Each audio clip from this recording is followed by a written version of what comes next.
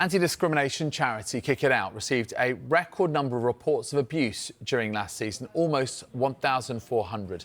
The data shows a rise in sexism, transphobia and faith-based abuse, with racism the most reported form of discrimination. There was also a rise of reports in the youth game. Well, there were 1,398 reports of abuse during the 2024-25 season. That's compared to 1,332 the previous season, continuing a year-on-year rise since the start of the decade.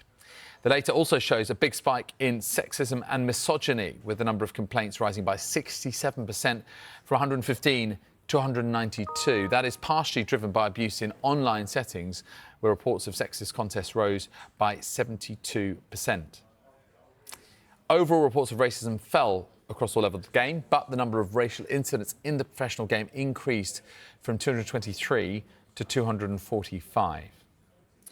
Well, Kick It Out's Chief Executive Samuel Okafor said this: "What we're seeing now is that fans aren't just reporting abuse, they're demanding action. There's been a clear shift this season in how people are calling out sexist behaviour, both online and in stadiums, and asking football to treat it as seriously as any other form of hate. At the same time, it's clear that online platforms are still falling short.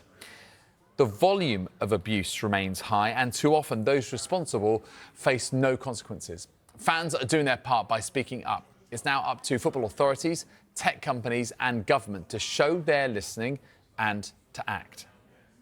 We've been calling for this a while, but the Online Safety Act is a really key part of what can be done to address online abuse. It's legislation that means it enforces online companies, social media companies, to take action against abuse that's happening on their platforms. And for too long, we've seen that abuse on social media platforms has gone unchecked. And that's really where that Online Safety Act comes into play. And it also gives Ofcom the powers to regulate and take action, whether that's fines against social media companies, for example. So we really want to see that come into play, and we're really pushing to make sure that that's upheld.